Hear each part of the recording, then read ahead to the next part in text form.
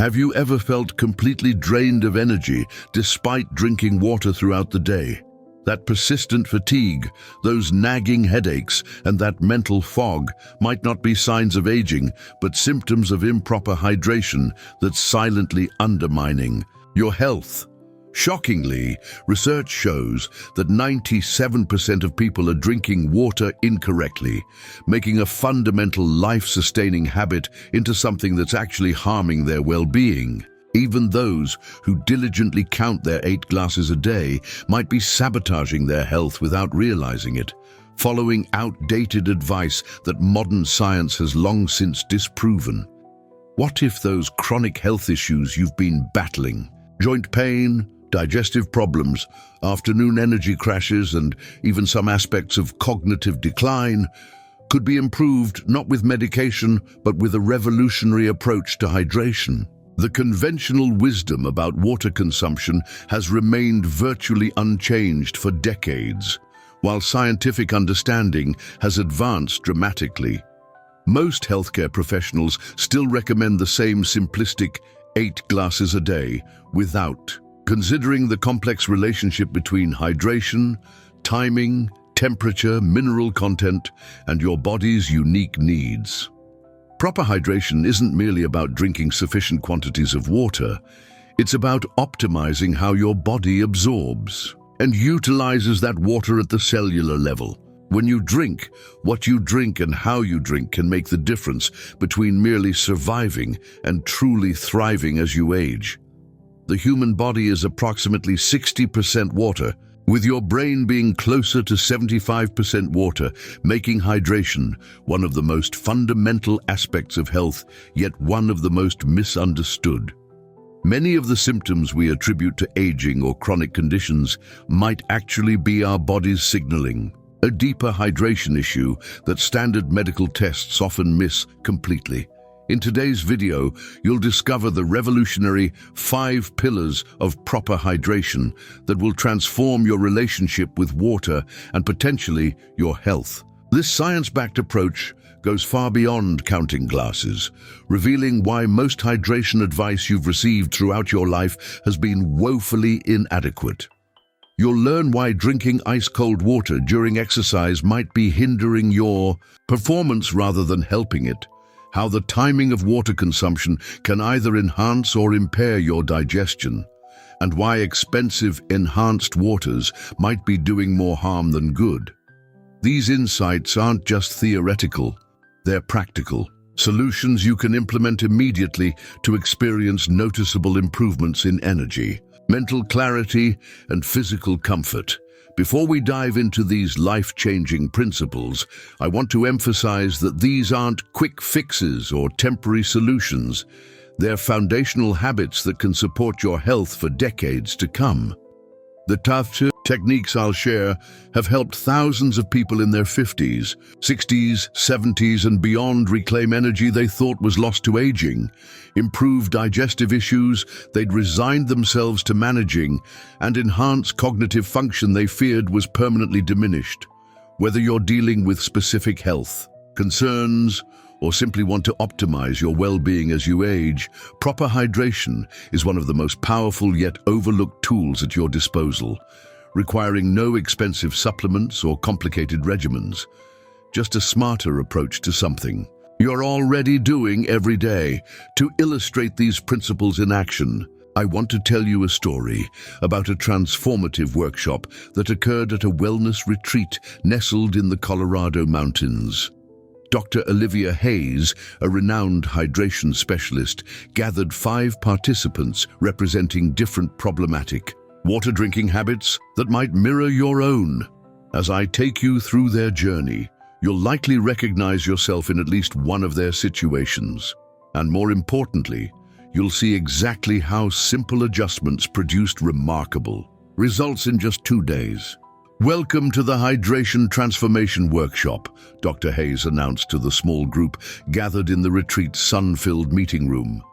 Floor-to-ceiling windows framed spectacular mountain views, with morning light streaming across comfortable seating arranged in a semicircle.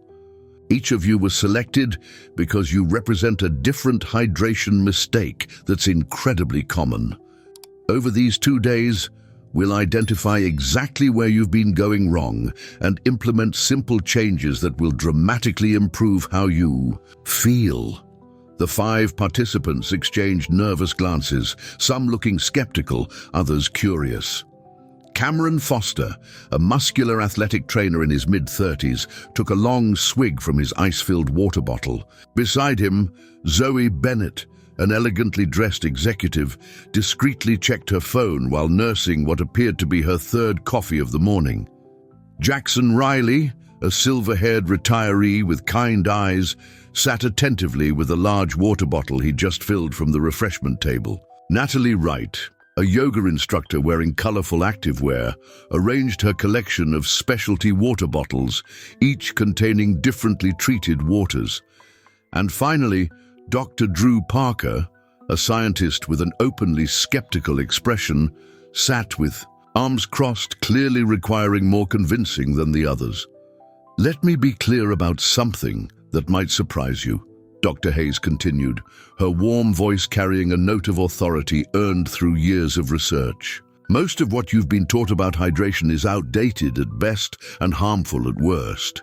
The idea that everyone needs 8 glasses a day, that all waters are essentially the same, that cold water is best during exercise, these are myths that science has debunked, yet they persist in our collective understanding."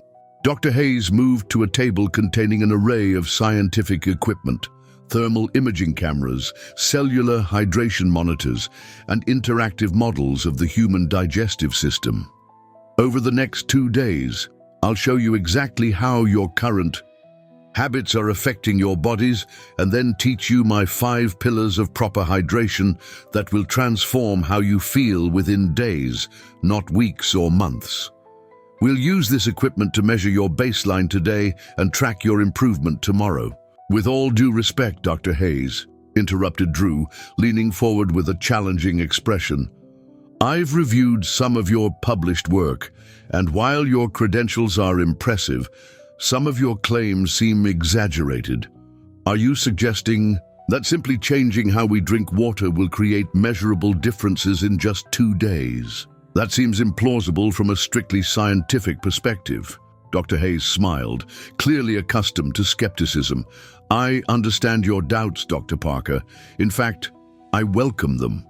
Science advances through healthy skepticism. That's why everything we do here will be measured and quantified. I don't expect you to take my word for anything. I expect the data to convince you." She gestured to the sophisticated equipment. "By tomorrow evening, these same instruments will show you improvements in cognitive function, cellular hydration, and metabolic efficiency that might challenge your current understanding."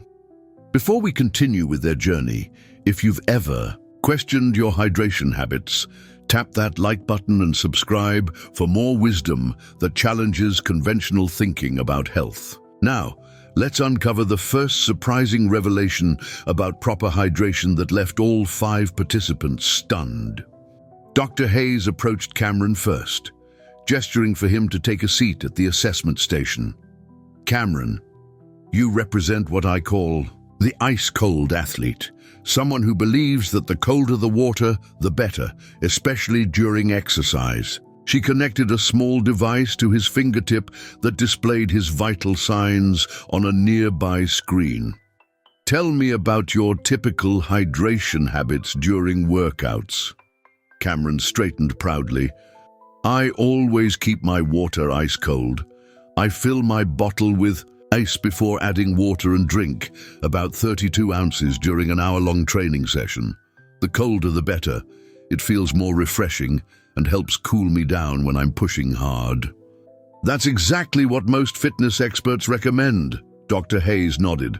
"But let me show you something fascinating." She picked up a thermal imaging camera and pointed it at Cameron's torso.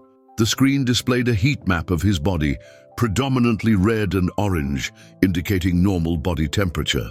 "Now take a few big gulps of your ice water like you normally would during a workout." Cameron did as instructed, drinking deeply from his ice-filled bottle. The group watched the screen in amazement as blue patches immediately spread across his core, particularly around his digestive tract. What you're seeing is a dramatic temperature drop in your digestive system, Dr. Hayes explained. When you drink ice-cold water, your body must redirect energy to warm that water to body temperature before it can be properly absorbed and utilized. That's energy that could be powering your workout or recovering your muscles. She set down the camera and turned to address the entire group. The human body absorbs water most efficiently when it's at or near body temperature, around 98.6 degrees Fahrenheit. Every time you drink ice-cold water, you're forcing your body to expend extra energy. Zoe raised her hand. But doesn't cold water burn more calories? I've heard that recommended for weight loss. A common misconception, Dr. Hayes smiled. Yes, your body burns a few extra calories warming the water, but the amount is negligible, about 8 calories for a glass of ice water. Meanwhile, you're potentially compromising hydration efficiency by up to 20%. It's a poor trade-off. Cameron looked concerned. So all this time I've been making it harder for my body to hydrate during workouts? Exactly, Dr. Hayes confirmed. And there's more. The sudden temperature drop can cause blood vessels to constrict, temporarily reducing blood flow to your digestive system. This is why some people experience stomach cramps when drinking very cold water during exercise. She handed Cameron a different water bottle. This is room temperature water. For the next 24 hours, I want you to drink only room temperature or slightly cool water, never ice cold, and we'll measure the difference in your hydration efficiency. Cameron nodded, looking thoughtful as he set aside his ice-filled bottle. Dr. Hayes turned her attention to Zoe next. You represent what I call the coffee substituter, someone who rarely drinks plain water, relying instead on coffee, tea, or other beverages. She gestured to the collection of equipment. May I take a small blood sample? I'd like to demonstrate something important. Zoe hesitantly agreed, and Dr. Hayes took a tiny blood sample with a minimally invasive device. She placed a drop under a microscope connected to a large display screen. The group could see Zoe's red blood cells, but they appeared somewhat shriveled and clumped together rather than floating freely. This is what chronic mild dehydration looks like at the cellular level, Dr. Hayes explained. Your blood cells can't flow as efficiently when they're in this state, which means they can't deliver oxygen and nutrients as effectively throughout your body. She turned to Zoe. How many cups of coffee do you typically drink daily? About 5 or 6, Zoe answered. I need it to stay sharp through my back-to-back meetings. And plain water? Zoe shrugged. Maybe 1 glass, if that. Coffee is liquid though, right? Shouldn't that count? That's a common belief, Dr. Hayes acknowledged. But caffeinated beverages act as mild diuretics, meaning they signal your kidneys to release more water. While you do retain some fluid from coffee, you lose more than you would with plain water. She reached for a clear container with markings on its side. Let me demonstrate this visually. She filled the container with water to the 16-ounce mark. This represents a standard cup of coffee. Your body can use some of this for hydration. She then drained about a quarter of the liquid out. But due to the diuretic effect, you lose approximately this much through increased urination. So from 16 ounces of coffee, you might effectively gain only 12 ounces of hydration. Dr. Hayes handed Zoe a hydration tracker bottle with time markers. For the next 24 hours, I want you to match each cup of coffee with a cup of room temperature water. This simple change will dramatically improve your cellular hydration. Next, Dr. Hayes turned to Jackson, the retiree. Jackson, you represent the mealtime guzzler, someone who drinks large quantities of water with meals. She guided him to a table with an interactive model of the human digestive system. Tell me about your typical water consumption with meals. I always have a large glass of water with each meal and usually refill it at least once during eating, Jackson explained. My doctor said to stay well hydrated, especially at my age. Staying hydrated is indeed crucial as we age, Dr. Hayes agreed. But timing is everything. Let me show you what happens when you drink large amounts of water during meals. She activated the digestive model, which showed a simulation of food entering the stomach along with a large volume of water. Your stomach produces digestive enzymes and acids to break down food, she explained as the model demonstrated. When you drink a lot of water while eating, you dilute these digestive juices, making them less effective. The model showed how the diluted enzymes worked more slowly to break down food. This can lead to incomplete digestion, reduced nutrient absorption, and issues like gas, bloating, and indigestion, problems many attribute simply to aging rather than hydration habits. Jackson looked surprised. I had no idea. I've been dealing with increasing digestive discomfort for years. My doctor just said it was part of getting older. That's unfortunately a common response, Dr. Hayes said sympathetically. But proper hydration timing can make a significant difference. For the next 24 hours, try this approach. Drink a glass of water 30 minutes before each meal, then just small sips during the meal itself, followed by another full glass at least 30 minutes after eating. This gives your digestive enzymes the optimal environment to work efficiently. Dr. Hayes moved on to Natalie, the yoga instructor. Natalie, you represent the trend follower, someone who embraces every new hydration trend without understanding the science behind it. She gestured to Natalie's collection of specialty water bottles.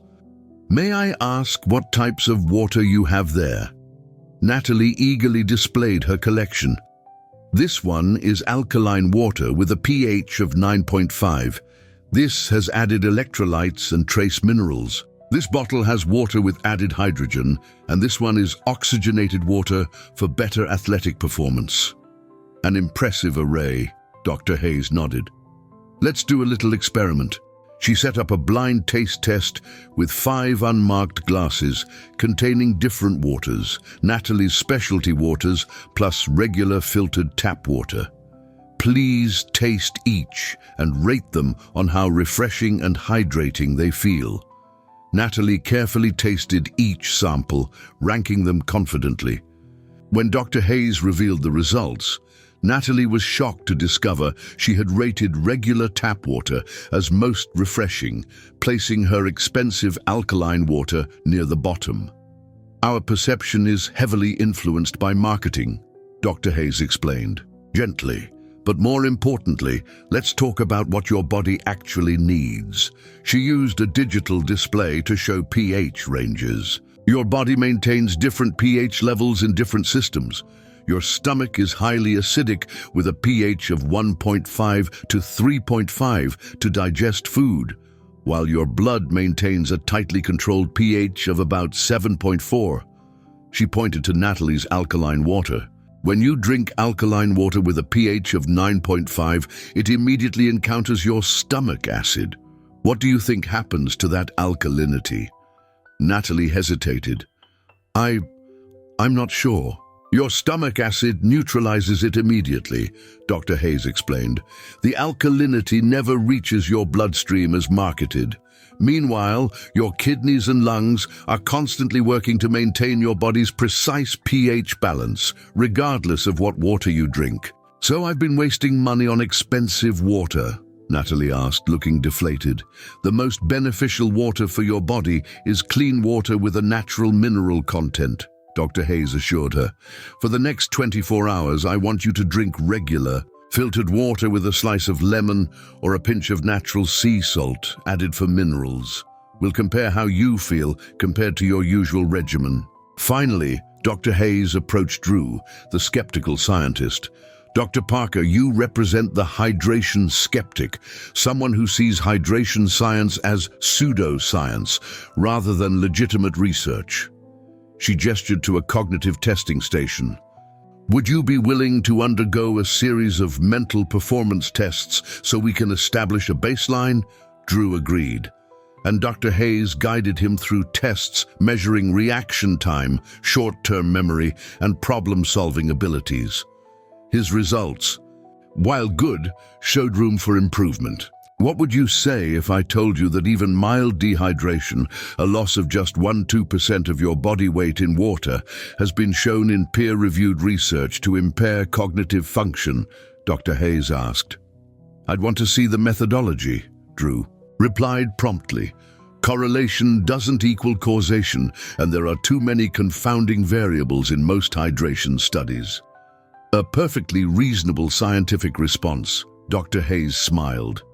That's why we're going to conduct our own controlled experiment with you over the next 24 hours. First, let's measure your current hydration status. She used a device that measured the specific gravity of Drew's urine, revealing mild dehydration despite his regular water intake. For someone with your body mass and activity level, staying optimally hydrated requires more systematic attention than you might realize, she explained. For the next day, I'll ask you to follow a precise hydration schedule, drinking specific amounts at specific times, and we'll retest your cognitive function tomorrow to observe any changes. With all the assessments complete, Dr. Hayes gathered the group together. You've each learned how your particular hydration habit has been undermining your health and well-being. Now I want to introduce you to my 5 pillars of proper hydration, principles that will transform not just how you drink water, but how you feel every day. She revealed a large display board showing the 5 principles. Today, we'll focus on the first 2 pillars, and tomorrow we'll cover the remaining 3. Pillar 1, rhythm over volume, Dr. Hayes announced. The traditional advice to drink 8 glasses daily completely misses the point. Your body doesn't have a storage tank that you fill up once or twice a day. Instead, it needs a steady, consistent flow of hydration. She displayed a graph showing hydration levels throughout the day with different drinking patterns. When you drink large amounts infrequently, you create these dramatic spikes and drops in hydration. Your kidneys can only process about 27 to 33 ounces of water per hour. Anything beyond that simply gets eliminated without benefiting your cells. Dr. Hayes handed each participant a specially designed water bottle with time markers. The optimal approach is to sip water consistently throughout the day. For the average adult, that means about 3 to 4 ounces every 30 minutes while awake. This maintains steady hydration without overwhelming your kidneys. She turned to address the group directly. Think of it like nourishing a plant. Would a plant thrive better with a flooding downpour once a day that mostly runs off, or with a steady, gentle misting throughout the day that allows proper absorption? Your cells operate on the same principle. Cameron raised his hand. But what about during exercise? Surely we need more then? Excellent question. Dr. Hayes nodded. During exercise, your needs increase, but the principle remains the same. Instead of gulping 16 ounces after your workout, sip 4 to 6 ounces every 15 minutes during exercise. This prevents the dehydration that affects performance without overwhelming your system. She moved to a large screen showing time-lapse microscopy of cells. This is what happens at the cellular level when you maintain consistent hydration. The properly hydrated cells appeared plump and functioned efficiently, and this is what happens with sporadic, large-volume hydration. The comparison showed cells alternating between dehydrated and temporarily overhydrated states. Your assignment for tonight is to use your marked bottles to maintain consistent hydration until bedtime, Dr. Hayes instructed. Now let's move to Pillar 2. Pillar 2, temperature mapping, Dr. Hayes continued, moving to another display. As we saw with Cameron, water temperature dramatically affects how your body utilizes hydration, but it's more complex than simply room temperature is always best. Different circumstances call for different temperatures. She displayed a chart showing optimal water temperatures for various situations. For general daily hydration, room temperature or slightly cool water, around 60 to 70 degrees Fahrenheit, is ideal. It requires minimal energy to process and absorbs quickly. Dr. Hayes picked up several water bottles of varying temperatures. During meals, warm water, about 80-90 degrees, supports digestion by helping to break down fats and keep digestive enzymes working optimally. This is why many traditional cultures serve hot tea with meals. She handed Cameron a bottle of slightly cool but not cold water. During exercise, slightly cool water, around 50 to 60 degrees, provides a small cooling effect without shocking your system the way ice water does. This gives you the refreshing sensation without compromising absorption efficiency. Dr. Hayes then filled a glass with hot water and added a slice of lemon. Upon waking, warm or hot water stimulates your digestive system and helps flush toxins that have accumulated overnight. This is why traditional Chinese medicine has recommended hot water first thing in the morning for thousands of years. She addressed the group earnestly. Temperature mapping isn't about following rigid rules, but about understanding how water temperature affects your body in different contexts. Your assignment tonight is to adjust the temperature of your water according to the circumstances. Slightly cool for general hydration, warmer around meals, and room temperature in the evening as your body prepares for rest. Zoe looked concerned. This seems complicated to maintain in daily life, especially at work. It does require some adjustment at first, Dr. Hayes acknowledged. But like any habit, it soon becomes second nature. Many of my clients keep an insulated bottle for warm water and a regular bottle for cool water. The benefits far outweigh the minor inconvenience. As the afternoon session wound down, Dr. Hayes prepared the group for the following day's continuation. Tomorrow, we'll cover the remaining 3 pillars: conscious consumption, mineral balancing, and environmental adaptation. We'll also perform follow-up measurements to track your progress after just 1 day of improved hydration habits. She stood before her attentive audience, her passion for proper hydration evident in her animated gestures. What I want you to understand is that hydration isn't merely about drinking water. It's about creating the optimal conditions for that water to nourish your cells. Each of these pillars addresses a different aspect of that optimization process. The participants began gathering their new water bottles and notes, but Drew raised his hand with a skeptical expression. Dr. Hayes, I appreciate the scientific approach you're taking, but is there peer-reviewed research supporting these specific recommendations? 5 pillars seems conveniently packaged for marketing purposes. Dr. Hayes smiled appreciatively at the challenge. A fair question, Dr. Parker. Each pillar is grounded in research from fields including chronobiology, thermodynamics, mindfulness studies, mineral bioavailability, and environmental physiology. Rather than cite studies now, I'll provide you with a complete bibliography tomorrow after you've had a chance to experience the effects yourself. I find that personal experience often opens scientists to considering evidence they might otherwise dismiss. Drew nodded, seeming satisfied with this approach for the moment. As the group dispersed for dinner, Dr. Hayes called out one final instruction. Remember, observe how you feel tonight as you implement these first 2 pillars. Pay attention to your energy levels, mental clarity, and even your mood. Many people notice improvements within hours, not days. Later that evening, the retreat center's common room provided a comfortable gathering space where participants could relax before retiring to their rooms. Large windows framed the mountain landscape, now illuminated by a brilliant sunset painting the sky in vibrant oranges and pinks.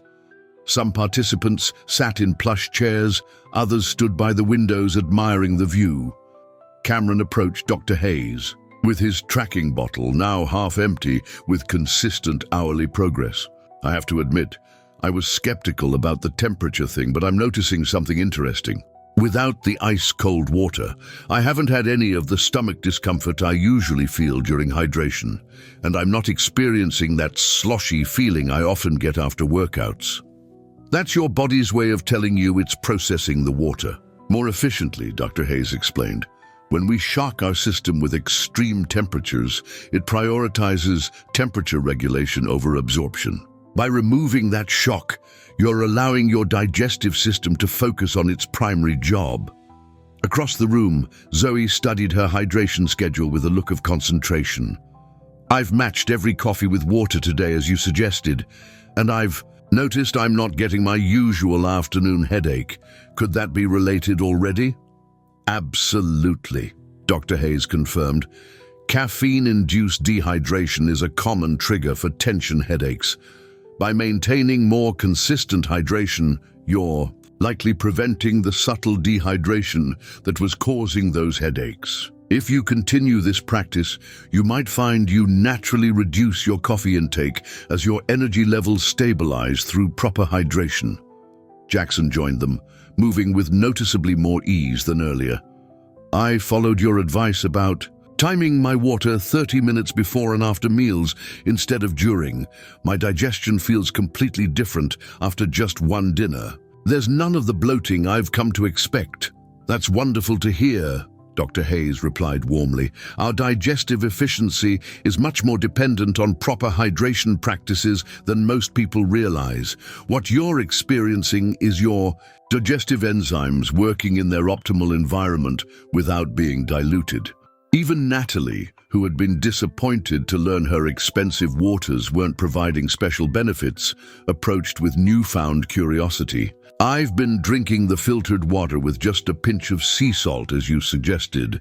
It doesn't taste as special as my alkaline water, but I have noticed I'm not feeling as thirsty, despite drinking less liquid overall. Why would that be, Doctor? Hayes nodded knowingly.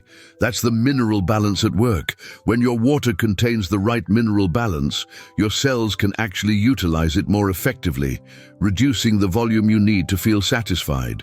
Many specialty waters strip out natural minerals through purification processes, then add back selected ones for marketing purposes. But your body has evolved to utilize water with a natural mineral profile similar to what's found in spring water. Only Drew remained somewhat apart from the group, quietly making notes in a small notebook. Dr. Hayes approached him, respecting his scientific skepticism. Making observations, Dr. Parker? He looked up, his expression less dismissive than it had been earlier. Yes, tracking some subjective measures before tomorrow's objective testing. I'm trying to account for placebo effect and suggestion bias. Proper scientific approach, Dr. Hayes approved. Would you be willing to share any initial observations? Drew hesitated, then admitted, I've noticed my concentration improving through the afternoon. I typically experience a significant cognitive dip around 3 p.m., but today it was less pronounced. Could be coincidence or expectation effect, of course. Of course, Dr. Hayes agreed. Tomorrow's cognitive testing will give us more objective data. I appreciate your willingness to both participate and maintain scientific skepticism. As the evening concluded, Dr. Hayes addressed the group one final time. Tomorrow, we'll explore the remaining 3 pillars and conduct our follow-up measurements. Get good rest tonight, and remember to keep a glass of room temperature water by your bedside. If you wake during the night, take a few sips. Nighttime dehydration affects sleep quality more than most people realize. If you're recognizing your own hydration habits in our workshop participants, subscribe now for more science-backed wisdom that transforms how you approach your health. The next morning, participants gathered in the meeting room, looking refreshed and eager. Sunlight streamed through the windows, highlighting the spectacular mountain views outside. Dr. Hayes welcomed everyone with a warm smile, noting the improved clarity in their eyes and more vibrant complexions after just one day of proper hydration. Practices. How did everyone sleep? She asked, moving around the room to make eye contact with each participant. Better than I have in months, Jackson volunteered.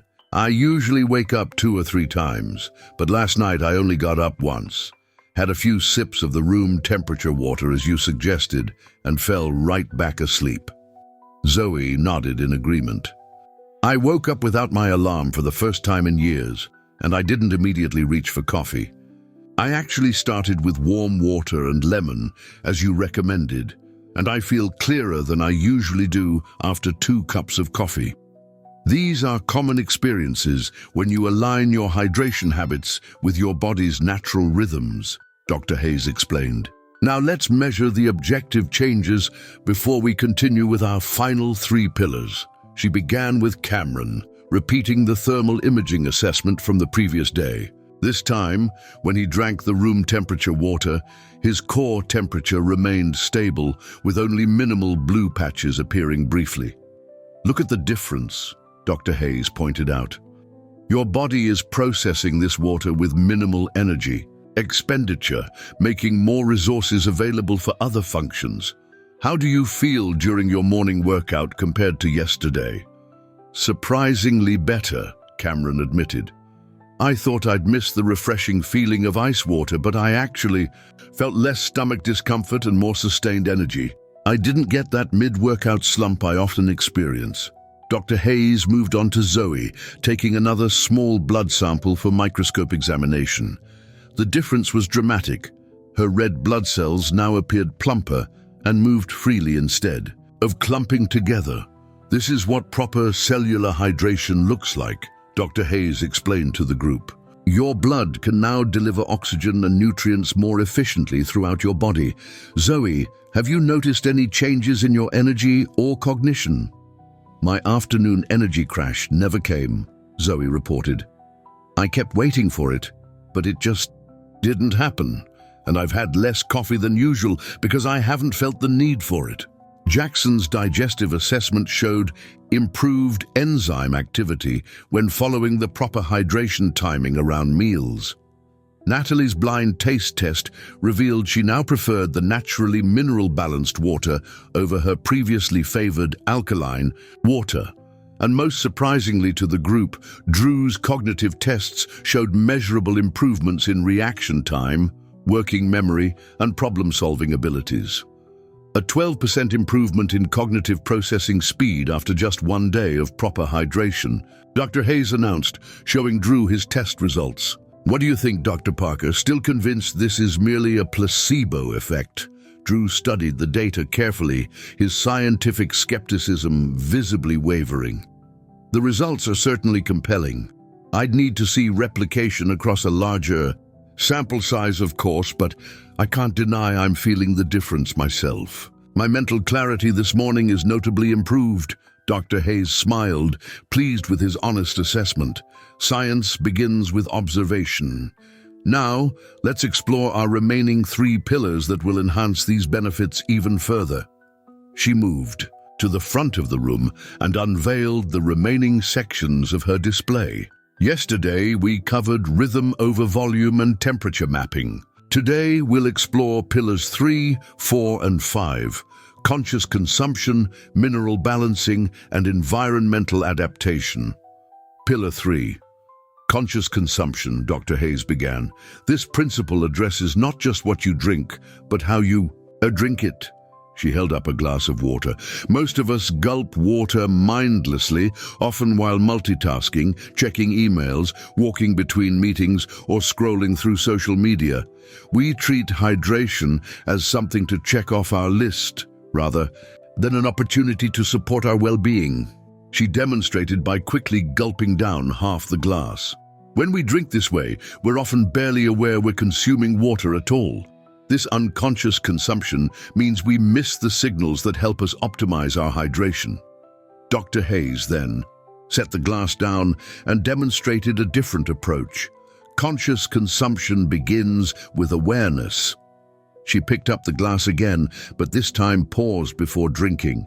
She took 3 slow, deep breaths, then sipped the water slowly, holding it briefly in her mouth before swallowing. This simple 3-breath technique activates your parasympathetic nervous system, your rest and digest mode. which optimizes your body's receptivity to hydration. It transforms drinking water from a mindless habit into a form of active meditation. She invited the participants to try the technique, guiding them through the process. Take 3 slow, deep breaths before you sip. Feel the weight of the water in your hand. Notice its temperature. As you sip, be aware of the sensation as it enters your mouth and travels down your throat. This mindful approach has 3 major benefits. Dr. Hayes held up one finger. First, it improves actual hydration efficiency. Your digestive system works optimally in a relaxed state. When you pause and breathe before drinking, you enhance your body's ability to absorb and utilize the water. She held up a second finger. Next, it helps you tune into your body's actual hydration needs. Most people have become disconnected from their natural thirst mechanisms, either ignoring thirst until it becomes extreme or drinking when they're not actually thirsty. Conscious consumption helps you recognize and respond to your body's subtle signals. A third finger joined the others. Finally, it creates moments of mindfulness throughout your day. These brief pauses become opportunities to check in with yourself, reset your nervous system, and break the cycle of constant stress that many of us experience. Think of each drink of water as a mini meditation that supports both physical and mental well-being. Natalie, the yoga instructor, nodded with enthusiasm. This aligns perfectly with mindfulness principles from yoga. I've never thought to apply them to hydration before. Exactly, Dr. Hayes agreed. Ancient wisdom traditions have long recognized the power of bringing consciousness to everyday activities. Modern research now confirms these practices trigger beneficial neurochemical and physiological responses. She addressed the whole group. Your assignment for today is to practice conscious consumption with every drink. 3 breaths, mindful, sipping, and a moment of awareness. She moved on to the next display, Pillar 4, mineral balancing. This principle recognizes that water isn't just H2O. It's a complex solution that ideally contains a precise balance of minerals essential for cellular function. Dr. Hayes displayed images of different water types at the microscopic level. Throughout human evolution, we drank water from springs, rivers, and wells, natural sources that contained dissolved minerals in proportions our bodies evolved to utilize. Modern water processing has changed this dramatically. She held up bottles representing different water types. Distilled water and many purified waters have had virtually all minerals removed. This creates a problem. Without minerals, water doesn't hydrate effectively at the cellular level. Dr. Hayes used a digital display to illustrate her point. Water moves into your cells through a process called osmosis, which relies on a proper mineral balance. When you drink demineralized water, it can actually draw minerals out of your body to create balance. She showed a simplified animation of this process. Think of it like this. Minerals are the delivery system that helps water penetrate your cells. Without them, much of the water you drink passes through your system without truly hydrating you at the cellular level. Dr. Hayes picked up a small container of pink Himalayan salt. Simple additions can transform ordinary water into optimally hydrating water. A tiny pinch of mineral-rich salt, just enough that you barely taste it, can dramatically improve hydration efficiency. She demonstrated by adding a minute amount to a glass of water. For even better mineral balancing, you can add a squeeze of lemon or lime, which provides not just flavor, but potassium and other electrolytes. Or try a splash of coconut water, which has an electrolyte profile remarkably similar to human blood. Drew raised his hand. Isn't this essentially what sports drinks attempt to do with their electrolyte formulations? Good observation, Dr. Hayes nodded. The concept is similar, But commercial sports drinks typically contain excessive sugar, artificial colors, and imbalanced mineral profiles designed more for taste than optimal function. They also cost substantially more than these simple, natural alternatives. She distributed small containers of high-quality salt to each participant. Today, I'd like you to add just a tiny pinch to every other glass of water you drink. Notice how it affects your thirst satisfaction and energy levels. Dr. Hayes moved to her final display. Pillar 5. Environmental adaptation. This principle recognizes that proper hydration isn't static. It must adapt to your changing environment, activity levels, and seasonal variations. She showed a series of images depicting different climates and activities. The one-size-fits-all approach to hydration ignores the fact that your needs change dramatically based on numerous factors. Let me show you how to adapt your hydration strategy for different scenarios. Dr. Hayes pointed to an image of someone exercising in hot weather. In hot environments or during intense physical activity, you not only need more water, but you need to adjust your mineral intake to replace what's lost through sweat. This is when adding electrolytes becomes crucial, not just sodium, but potassium, magnesium, and calcium. She moved to an image of someone in an air-conditioned office. In climate-controlled environments, especially with forced air conditioning or heating, you're exposed to extremely dry air that increases water loss through respiration and skin evaporation. Many office workers suffer from chronic dehydration without realizing the environment is the cause. Next was an image showing seasonal changes. Your hydration needs shift with the seasons. In winter, indoor heating creates dry environments, while cold temperatures reduce your perception of thirst. A dangerous combination that leads to wintertime dehydration.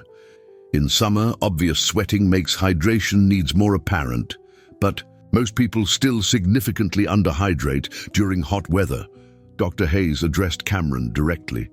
As an athletic trainer, you're probably familiar with weighing yourself before and after workouts to calculate sweat loss. This is a perfect example of environmental adaptation, recognizing that different workout conditions require different hydration strategies. Cameron nodded. Yes, but I've only been focusing on quantity, not the other factors you've mentioned like temperature and mineral content. Exactly, Dr. Hayes replied. Quantity is just one variable. True hydration mastery comes from adjusting all 5 pillars based on your current environment. She turned back to the group. Your assignment is to notice how your environment affects your hydration today. Are you in dry, climate-controlled rooms? Are you more physically active at certain times? Adjust your hydration approach accordingly. Dr. Hayes brought the 5 pillars together with a comprehensive overview. These 5 principles work synergistically. Each enhances the others. Rhythm provides consistency. Temperature optimizes absorption. Conscious consumption connects you with your body's signals. Mineral balancing ensures cellular delivery. And environmental adaptation keeps your approach relevant to your changing circumstances. She looked at each participant warmly. You've all experienced measurable improvements in just 24 hours by implementing the first 2 pillars. Imagine the transformation possible when you integrate all 5 into your daily life. The remainder of the morning was spent with participants practicing each principle under Dr. Hayes' guidance. They learned to mix their own optimally balanced hydration solutions, practice the 3-breath technique before each drink, and discuss strategies for adapting these principles to their specific life circumstances.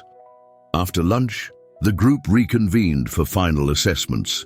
Dr. Hayes conducted the same tests she had performed at the beginning of the workshop, documenting the changes in each participant's hydration markers, energy levels, cognitive function, and even skin appearance. Cameron, she announced, reviewing his results, your hydration efficiency has improved by 32% based on cellular fluid balance measurements. Your core temperature regulation is now working with your hydration rather than against it. How do you feel compared to yesterday morning? Like a completely different person, Cameron admitted. I've been an athletic trainer for 12 years, and I'm embarrassed to say I've been giving my clients exactly the wrong advice about hydration. Ice-cold water seemed so logical for cooling down, but now I understand why many of them complained of stomach cramps and poor performance. Dr. Hayes turned to Zoe. Your cellular hydration has improved dramatically. Look at your blood cells now compared to yesterday.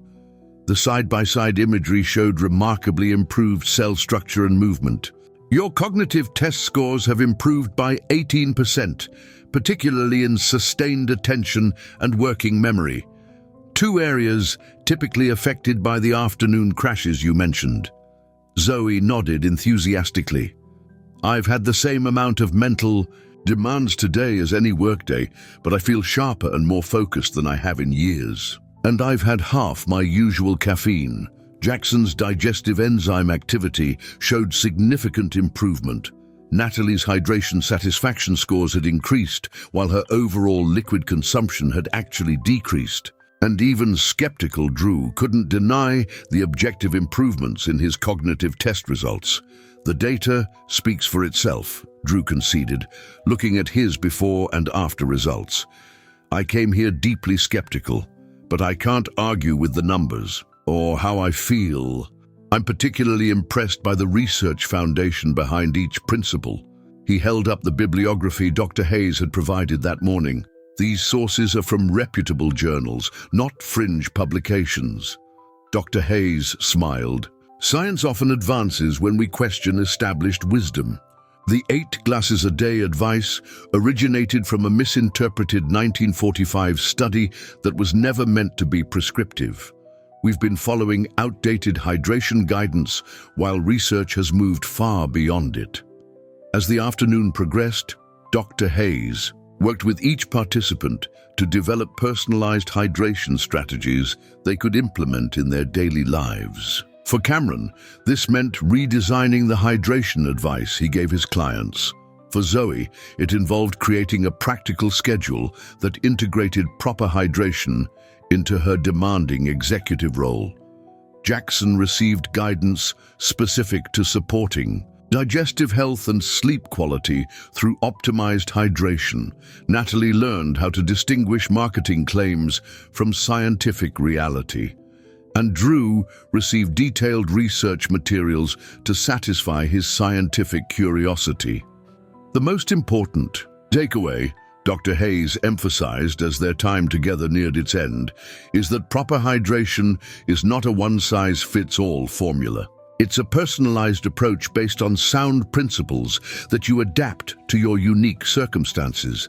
These 5 pillars provide the framework, but you'll continue to refine your approach as you become more attuned to your body's signals. The group gathered for a final session in the retreat's garden courtyard, where comfortable seating was arranged in a circle. Mountains towered in the background, their peaks catching the warm afternoon light. A stone fountain provided a gentle soundtrack of flowing water. Before we conclude, Dr. Hayes said, I'd like each of you to share what you found most surprising or valuable from our time together. Cameron went first. As a fitness professional, I'm honestly shocked at how wrong I've been about hydration. Temperature mapping was my biggest revelation. Understanding that ice-cold water actually works against athletic performance rather than enhancing it. I can't wait to share this with my clients. Zoe nodded thoughtfully. For me, it was realizing how my coffee habit was creating a hydration roller coaster that affected my energy and focus. The rhythm principle, drinking small amounts consistently, has already made a remarkable difference in how I feel throughout the day. I'm implementing a new schedule when I return to work. Jackson smiled warmly. At my age, you get used.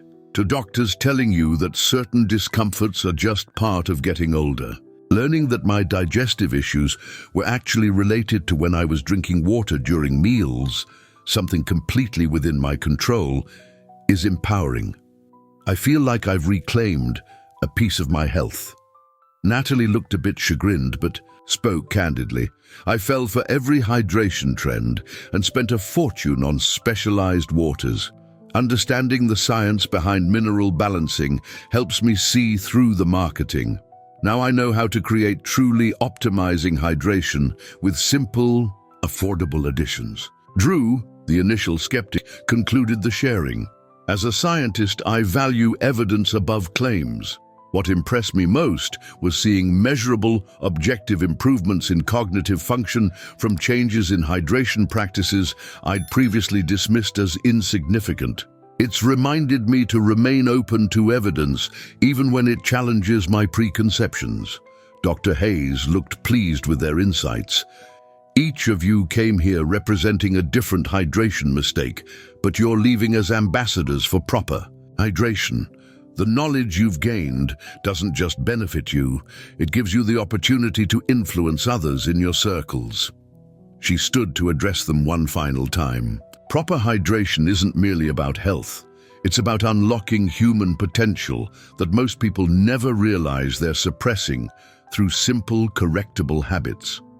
When your cells receive optimal hydration through these 5 pillars, you experience improved energy, enhanced mental clarity, better emotional regulation, more efficient digestion, and even more youthful skin and tissues. Dr. Hayes gestured to the mountain vista beyond the courtyard. Just as water shaped these magnificent mountains over time, your hydration habits shape your health and vitality day by day. The changes may seem subtle at first, but their cumulative effect is profound. As the workshop concluded, participants exchanged contact information and made plans to check in with each other about their continued hydration practices. They gathered their personalized hydration plans, specially marked water bottles, and the small containers of mineral salt Dr. Hayes had provided. Drew approached Dr. Hayes privately as others were saying their goodbyes. "I owe you an apology for my initial skepticism," he said. "While I still have questions, good scientific questions, I can't deny the evidence of both the data and my personal experience. Your research deserves wider recognition in the scientific community." Dr. Hayes smiled appreciatively. "Skepticism drives better science. Your questions pushed me to be more precise and thorough in my explanations. That's valuable." She handed him a flash drive. "Here are some additional studies I think you'll find interesting, including some preliminary research I'm conducting on hydration's effects on inflammatory markers. I'd welcome your feedback." Outside, as participants prepared to depart, Cameron approached Jackson with a business card. "I specialize in fitness for active seniors," he explained. "I'd like to offer you a complimentary training session incorporating these new hydration principles. Your perspective would be invaluable as I redesign my approach for clients in your age group." Jackson accepted gratefully. "I'd enjoy that. I'm more active than many my age, but finding trainers who understand the specific needs of older adults can be challenging." Nearby, Zoe and Natalie exchanged phone numbers. "My yoga studio is always looking for corporate wellness speakers," Natalie mentioned. "Would you be interested in coming to talk about balancing high-pressure careers with well-being practices? Your executive perspective, combined with what we've learned here, would be perfect." "I'd love to," Zoe replied. "My company also brings in wellness experts for our leadership retreats. Perhaps we could collaborate both ways."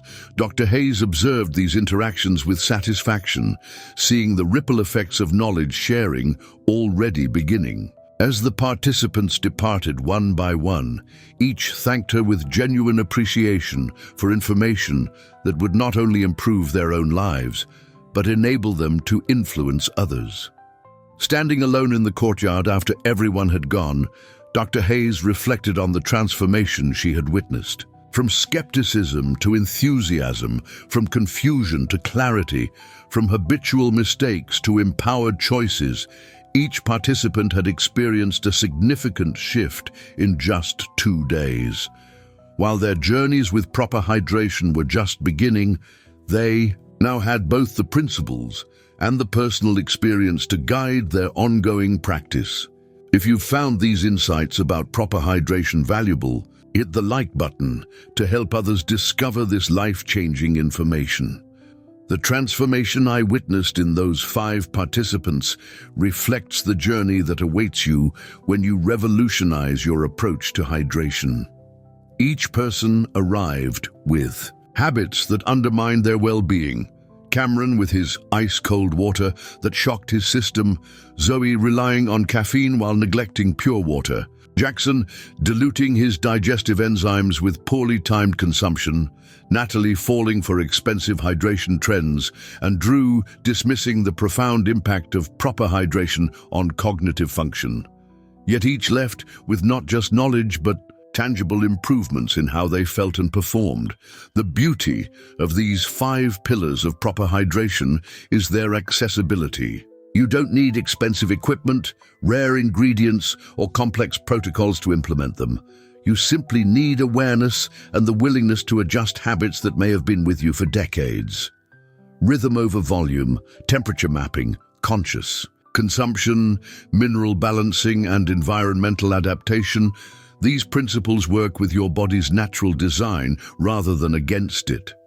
I still receive updates from these workshop participants months later. Cameron has completely redesigned the hydration protocols for his athletic clients, reporting improvements in their performance and recovery times. Zoe has reduced her caffeine consumption by half, while maintaining even higher energy levels throughout her demanding workdays. Jackson's digestive discomfort, which multiple doctors had attributed simply to aging, has virtually disappeared. Natalie now creates her own optimally balanced water at a fraction of what she spent on specialty products. And perhaps most tellingly, skeptical Drew has initiated a research study at his university examining hydration's effects on cognitive performance in older adults. Their experiences mirror what I've seen in thousands of clients who have adopted these principles. The improvements begin within hours, become noticeable within days, and transform quality of life within weeks. The human body has remarkable resilience and responsiveness when we provide what it truly needs in the way it can. Best utilize it, so how will you apply these lessons to your life? Perhaps you recognize yourself in one of our workshop participants, drinking ice-cold water that shocks your system, relying on caffeinated beverages while neglecting pure water, diluting your digestive enzymes with poorly timed consumption, falling for expensive hydration trends, or dismissing the profound impact proper hydration can have on how you think and feel. Will you begin with the rhythm principle, ensuring consistent hydration throughout your day, rather than large amounts? Infrequently, or maybe temperature mapping appeals to you, matching water temperature to your body's changing needs. Perhaps conscious consumption speaks to your interest in mindfulness, turning each drink into a moment of presence and awareness. You might focus on mineral balancing to ensure optimal cellular delivery, or environmental adaptation to match your hydration approach to your unique circumstances. The wisdom of proper hydration has ancient roots in many traditional cultures, yet it's validated by the most current scientific research. This convergence of traditional wisdom and modern science offers a powerful path to improved well-being that's been hiding in plain sight in the simple act of drinking water that most of us perform without thought several times daily. Remember that transformation doesn't require perfection. Even implementing one principle consistently will create noticeable improvements. Start with whichever pillar resonates most strongly with you, then gradually incorporate the others as they become habitual. Your body's wisdom will guide you through subtle feedback: increased energy, improved digestion, enhanced mental clarity, better emotional regulation, and even more youthful appearance as your cells receive the hydration they truly need.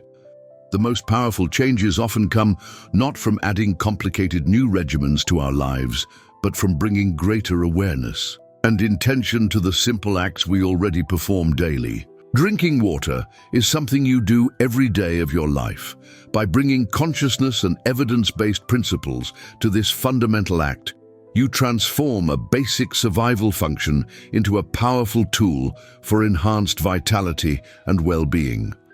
As you move forward from this video, I encourage you to become your own hydration scientist. Observe how different approaches affect your energy, clarity, and overall feeling of well-being. Notice the times of day when proper hydration makes the biggest difference for you. Pay attention to how environmental factors influence your needs. Your body offers constant feedback.